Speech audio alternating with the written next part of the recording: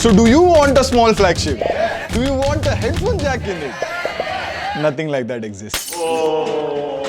Until now, this is Asus Zenfone 9 and you get Snapdragon 8 Plus Gen 1, 5.9-inch compact display, a headphone jack, I'm gonna cry, and IP68 water resistant. At this point, I'm like, take my money, take whatever you want.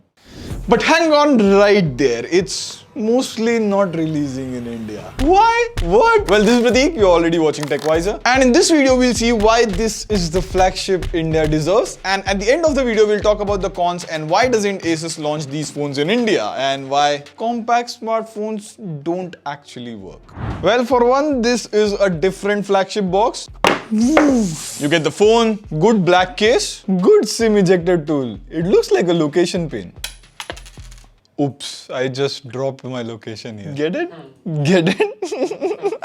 30 watt USB-C charger, Type-C to Type-C cable. And look at the size of this phone. Whoa! But this is not a normal unboxing video. See, compact phones had 3 problems since the start. Number 1, bad performance. Number 2, heating issues. Number 3, bad battery life. Number 1, bad performance. Now we have had phones like Samsung S22 which came with Snapdragon 8 Gen 1 or Pixel 6a which comes with the same flagship tensor chip, but if you look at the scores in AnTuTu, in case you don't know, AnTuTu is a benchmarking app which rates your phone's overall performance by a score. The higher the score, better it is. Now see here, they score like about 7 lakh or 8 lakh, which is not a bad score. But if you compare these phones to their full-size flagship phones, they perform worse. So these compact smartphones had somewhere performance compromised. And on the other hand, the Asus Zenfone 9 comes with the latest Snapdragon 8 Plus Gen 1, 8GB LPDDR5 RAM, 128GB UFS 3.1 storage. In short, all top of the line specs.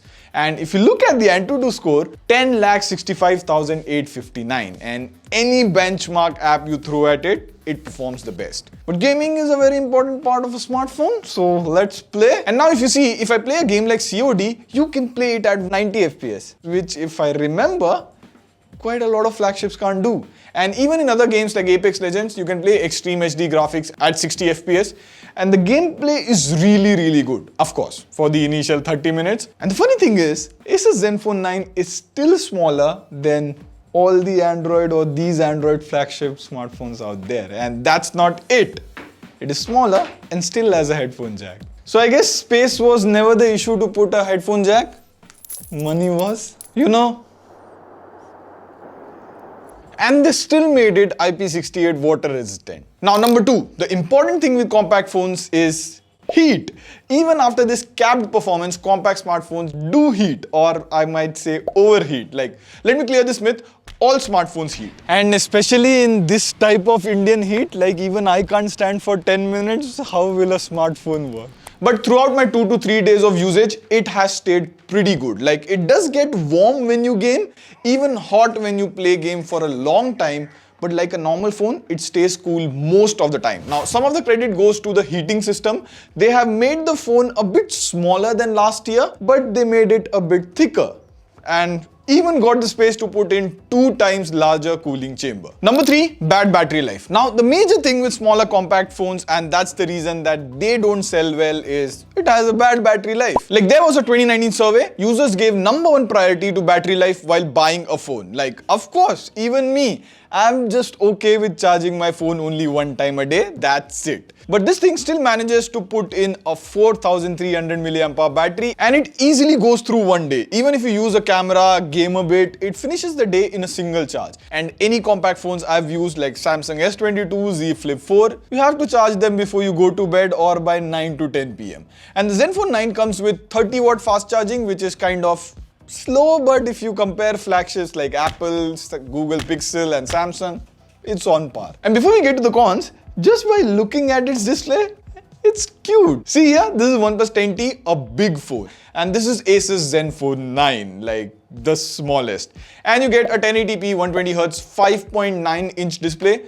And it even supports HDR on Netflix, but it's not a dynamic refresh rate where it switches between 1 Hz to 120 Hz dynamically. It is either 60 Hz, 90 Hz or 120 Hz. But the quality of the display is still flagship level. Even the software is pretty clean, no bloatware, no ads, and you get some customizations like you can swipe on the power button to go to next song or previous song, which is cool. And this power button also acts as a fingerprint scanner.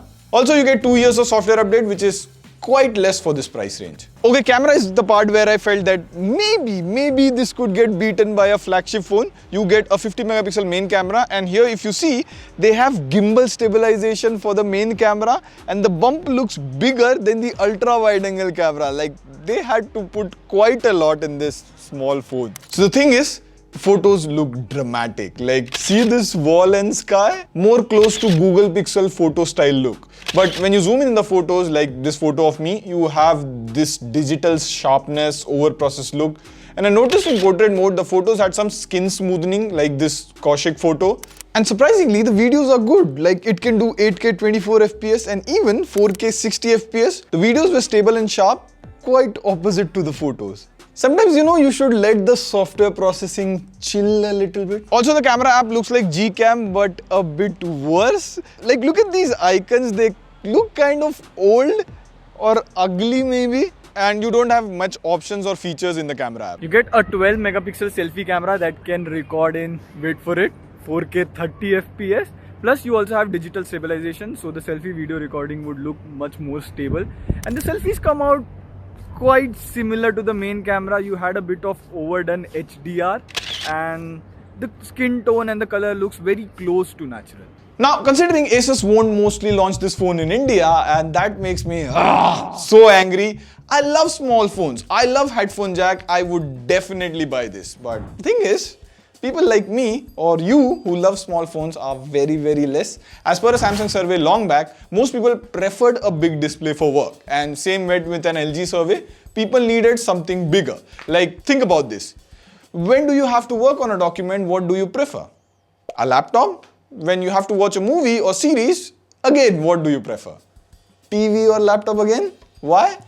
Because of a bigger display, and that's the trend the smartphone industry is following. Bigger displays is equal to bigger phone, is equal to more work done on the phone, is equal to more time spent on the phone. iPhone did try changing it with the mini series, but it was a big flop. As per reports, it sold only 3% of the entire iPhone sales. So if 100 people bought iPhones, only 3 people bought iPhone 12 or iPhone 13 mini. Which brings me to the point. For enthusiasts like me, who would buy this phone for 2 main reasons. Number 1, smaller display, and number 2, no compromise either on battery, headphone jack or specs. I think Asus should have launched this in India, and unlike the last flagship Asus Zenfone 8, launch it along with the global release. At least that will force other smartphone makers to make smaller phones. At the moment, for smaller phones, you have Asus or Google Pixel.